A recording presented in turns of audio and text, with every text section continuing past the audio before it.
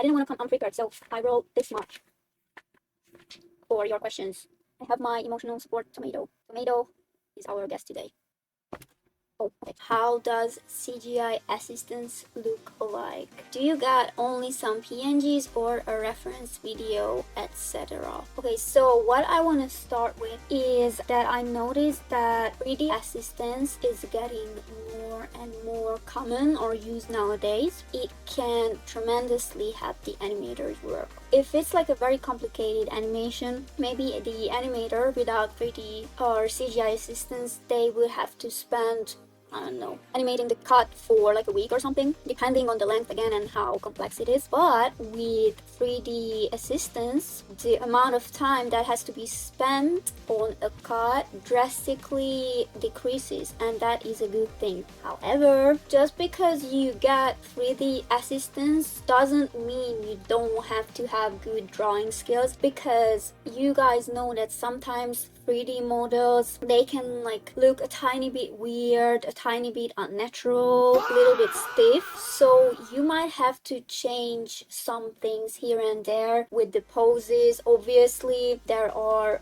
more and less detailed 3D models, but most of the time it is not that detailed at all. So you still have to draw the facial expressions. Maybe you have to change up some things, you know, like add minor adjustments or changes here and there. And to answer your question, it is actually both. So sometimes, especially if it's a very complicated animation, you would get a whole PNG sequence exported out for you in a separate folder. But it can happen that even though the cut you're working on is pretty complex, they might only give you some PNGs. If it's a close-up shot and the cut is not long, it is not complicated, then maybe you will get 1 or 2 PNGs that you have to work with. Obviously, not every production has 3D assistance. That's why you still have to have pretty decent drawing skills, because if you don't get 3D assistance, then you have to come up with a bunch of things alone. However, if you find it hard to animate the thing that you're working on, then there are a bunch of tools that you can use to help yourself out. I mean, there are built-in 3D models in Grip Studio Paint, and then there's Pose Your Art. What do you do when a character cell A starts behind an object or character cell B and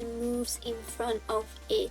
Or when the body is behind the table but grabs something on the table, the character is behind and in front of the table at the same time. This is a very good question, but a pretty complicated one. There can be different circumstances for this. It can happen that they don't overlap at all. This is tomato, and then I don't know, this tiny arming figure, and maybe they just do this, so there's like no overlapping. In that case, you don't have to change the cell order, because it will also be easier for the next person working on the cut after you. That can be another person who does the second key animation, or if you are lucky, it can be you. I actually try to visualize this in my head and how I would do it. For a lot of things, there are like no written rules at all, so you actually kind of have to follow what action is the most logical to take, which one makes the least amount of extra work. So I also wrote they might overlap at some point. The cell order depends on what part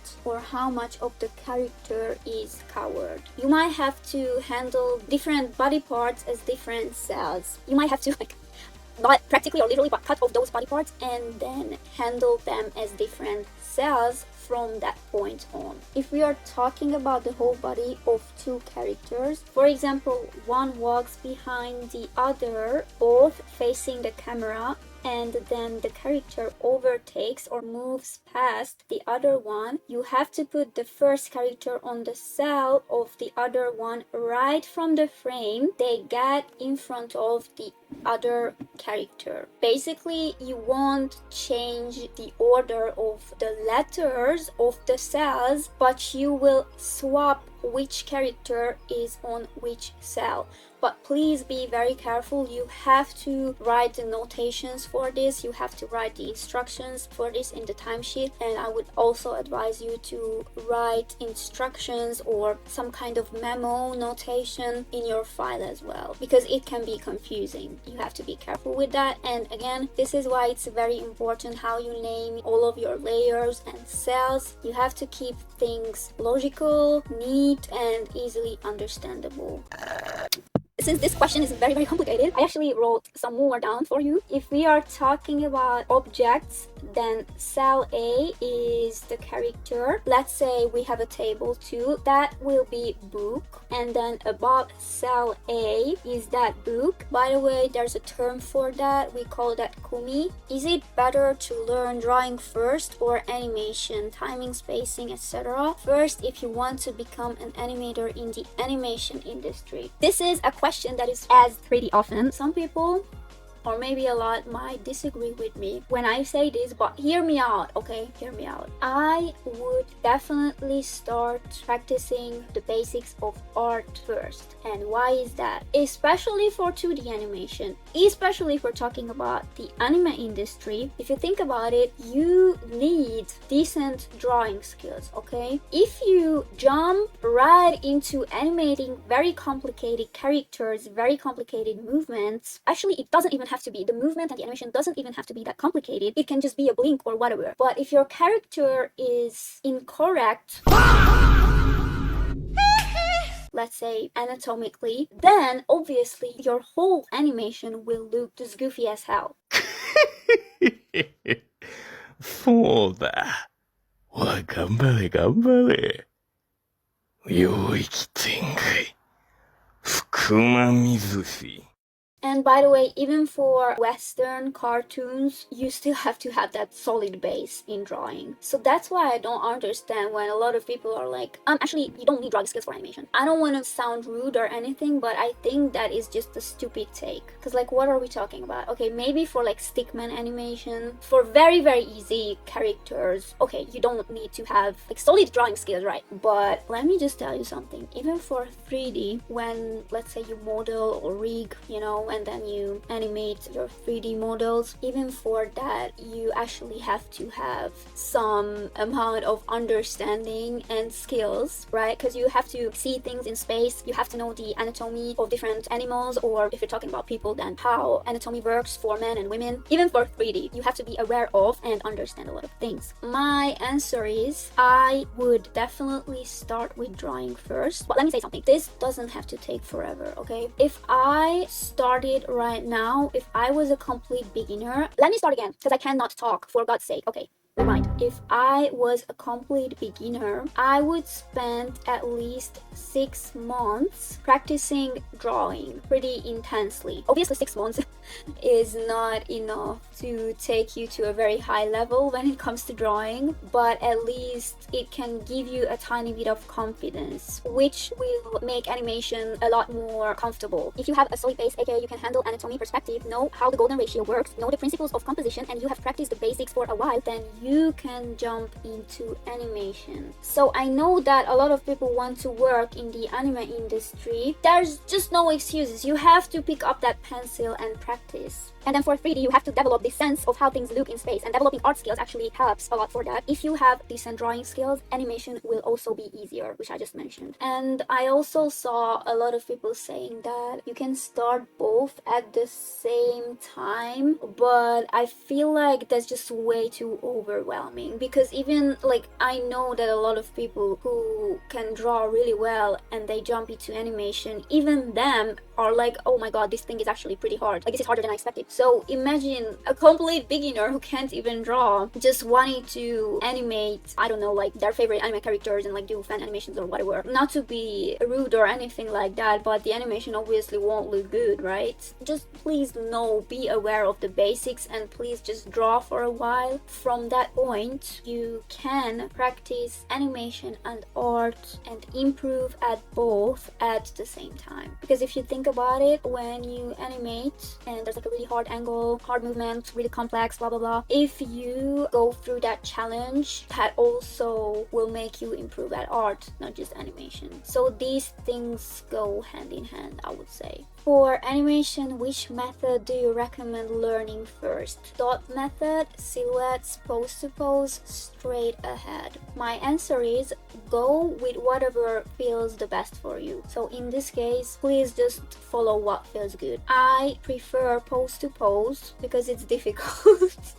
But hear me out. If you are confident enough, I would say pose to pose. It's different for everyone, but for me, it's pose to pose because it can make you improve quite fast. It also helps with improving your timing and spacing skills. The dot method, personally, I hardly ever use the dot method. I use dots as like guides in my animation a lot of time, but that is not really the dot method. Straight ahead is really good when you want to practice but also have fun at the same time, because when you animate straight ahead you pretty much follow your instincts, and that is very good, especially if you draw or make animation that is like not very strict, you know, like not very solid. Something's like flowing in the wind. It can be freestyle animation, something very artsy. If you animate that way, it can actually make you develop that animator instinct. Generally, how much time are you given to finish a cut? It's never or hardly ever just one cut. Basically, when you get work,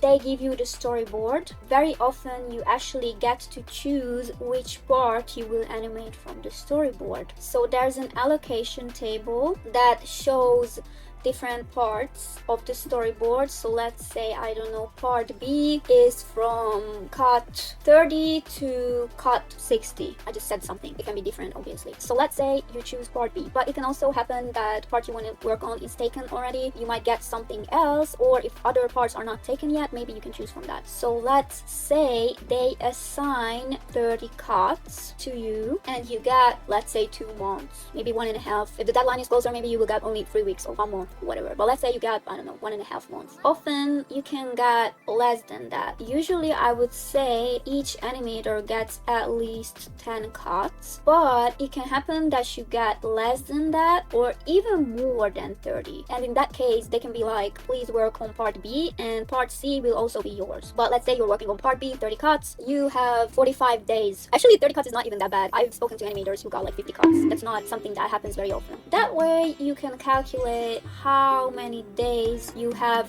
for one cut, but it's never that easy because on some cuts you might work, I don't know, 4 or 5 days if they are that long or complex or complicated, and then maybe some cuts you can finish in like 3 or 4 hours if it's on like a still image or the movement is like very limited. It's not hard to animate at all. Maybe you only have to sketch a background because sometimes there are shots where there's like a pen, there are trees or like buildings, and you have to just like sketch the background and like there are no characters. Yeah, you can calculate your time that way, but you have to be smart with managing your time, which is another skill. Like you have to form a very good time management skills. Emergency cases can happen, right? This has happened to me actually a few times when my PA was like, okay, can you please help us out with only 2 cuts? Can you just help us out with 1 cut? And then all of those cuts were pretty complicated, so I couldn't just finish them in one day. They were like, choose from this, please just choose 1 cut. And it was like a very, very complicated cut. There was like insane camera movement, 3 characters, full body shot, and everything was moving, and then the characters even had objects in their hands. So oh my god, yeah, I think I had 3 days for it. But out of those 3 days, well, the first day I wasn't even home, so I only read her message when I got home in the evening. So basically I had to finish that in 2 days. I was working and rushing like crazy. In the end I was able to deliver it, but I think I delivered it like 1 or 2 hours after the deadline, but that's normal, okay? Normally the deadlines are like not extremely horrendous. You must not procrastinate. So if you get your cuts, maybe you will spend 1 day trying to figure out the storyboard, going through your files, preparing everything for yourself, understanding what's going on here and there and what you have to draw, animate, blah blah blah, and then you can just start drawing immediately after that. But never procrastinate, because the closer the deadline is, the more cooked you will be. Just saying. I'm speaking from experience. Yeah, I actually wrote an example. So let's say you get 20 cuts for 1.5 months, so you have 45 days for 20 cuts, aka around 2 days for 1 cut and 5 days for resting or as safety time. So sometimes animators do not have resting days. What is the weekend? What is that? What are the biggest differences, pros or cons of doing pose to pose versus straight ahead? Also, which one do you prefer? Pros of pose to pose: for professional work you will obviously do this one, so if you have practiced it enough it won't be that hard to do if you get professional work. And as I said earlier, it can also make you improve fast. Cons: if the length of the cut is long, you obviously can't just do 2 poses. You can't just add 2 poses, you have to add more. The movement will most likely be more complex, though this isn't necessarily a con. It can be a bit difficult because having to calculate a lot of things. Pros of straight ahead. Yes, you can go freestyle, you can follow your instincts, you can experiment. And cons, that you cannot do this for professional layouts unless you are given permission to. So if you're an animation god, they might be like, okay, you can actually just handle this whole thing by yourself and just do however you want to. And another thing is that if you think about it, it can become a bit wonky more easily. It can be harder to stay more consistent with the animation.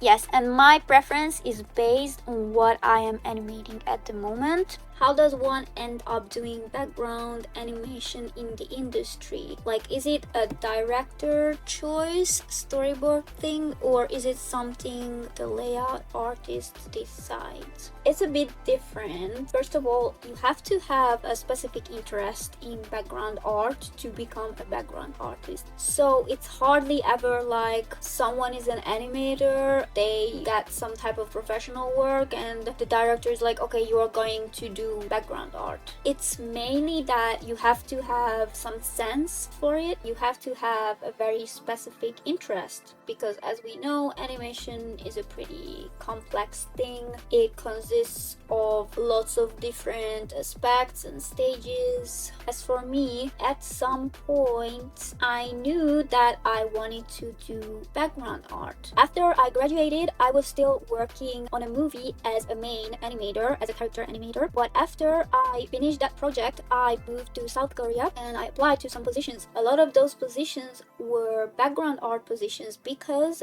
there are actually lots of studios, especially in Japan and South Korea, China, maybe the Philippines, Thailand, and so on, that handle or deal with background art specifically. So I applied to a position like that, and the director asked me to go on an interview and I got hired. And they were like, oh, but do you know that we are a background art studio? And I was like, yeah, of course, like that's why I applied, because I'm interested in background art and I would like to improve my skills. Like I actually want to become a background artist. Before that, I was mainly doing character animation, but I had some uni projects. So I was working into graduation films, but none of those were mine because I didn't want to direct an animated short at that moment, because I was already working in like a professional production, which was a feature film. So I was like, hell no. And at the same time, I was studying Korean and stuff, and like preparing to move. So a lot of things were on my plate. But even for those projects, like, can I do maybe background art? Because a lot of people hate background art because they find it like very hard, or I don't know, like tedious, blah blah blah. But I was always pretty interested in background art. I'm not sure that if you're talking about the anime industry, you can become a freelancer background artist. So working from home as a background artist, I think that's more so a studio thing, because there's just like so many assets and things that it would be very hard to do alone on your own. So I would say it's pretty much different from animating as a freelancer. There are studios both in the East and West who handle all stages of animation, maybe except for sound design and definitely music composition. But even for studios like that, you will apply specifically for a background artist position. So if you look at like job boards, or I don't know, maybe the studio is recruiting, then there will be different positions listed, maybe just 1 or 2, it depends. I would say at least 80% of the time, if you're talking about background art, then it's intentional. But in some cases, it can happen that someone at the studio you're applying to sees your portfolio, maybe it has some nice background or concept art in it besides character art or animation, and they can be like, this person has a talent for background art, and ask you if you want to take that position because maybe the other positions are full, or they might see more potential in you as a background artist than animator. That can happen, but I don't think that's something that happens often, to be honest. How many hours do you draw on a usual working day? As for me, if you're talking about freelance work, so working from home, I would work anywhere between 5 to 12 hours, but I would say I would rather work even on the weekends than working 12 or 13 hours every day. So I would rather distribute my working hours smartly. I will work every day, but at least I will get enough sleep, you know, I will have time to exercise. But if we're talking about studio work, then it's different. That has fixed hours. Maybe the contract says you have to go start at 10 a.m. and then you clock out at 7 p.m. The lunch break is 1 hour. In South Korea, I think in Japan too, but obviously it's never 8 hours or hardly ever 8 hours. On the weekdays from Monday to Friday, 8 hours will be the minimum. I would say probably 10. I think most animators, we don't wake up that early, you know, so a usual work day at a studio would maybe start from 10 or 11 or 12 o'clock. But yeah, for us it was from 10 o'clock, but sometimes I just went in at 11. It's not that strict, but obviously if you go 1 hour later, then you will stay an extra hour and then maybe 2 other extra hours because you have to work overtime.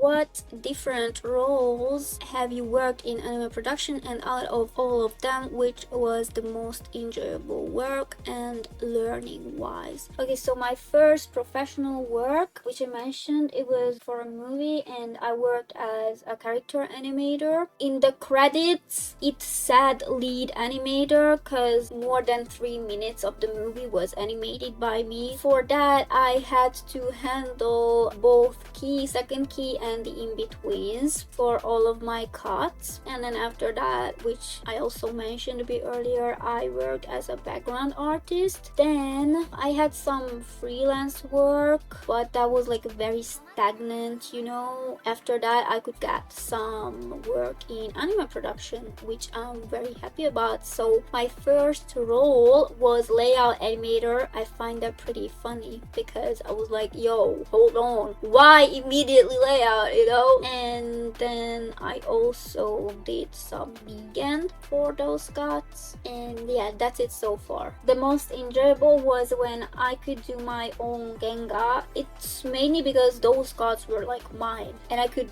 do the whole cut by myself, except for doga of course, but still, you know, that felt very fulfilling. The flow of making the second key animation was very natural, so at that point it didn't feel difficult at all. And I also enjoyed background art because, as I said, I like drawing pretty things, and when I completed a background that I find the color palette really aesthetic of, when I completed a pretty background with pretty colors, that made me happy. What is one thing present you could tell the beginner version of yourself to work more on when it comes to anime production as a whole? Well, my beginner version is obviously not stupid either, so she would not jump right into anime production as a beginner, and she would not even get hired in the first place as a beginner. But if we're talking about my past self, I would say don't spend too much time on individual frames. Look at your animation as a whole. I have gotten better at it. And also to practice animation more. I'm telling this to my present self as well. I start to learn how to cook. What's the Mbappe special? For example, nothing. For the moment, nothing, but I try to be better. Please practice more animation. I'm saying this to myself. Okay. おい、頑張れ、頑張れ。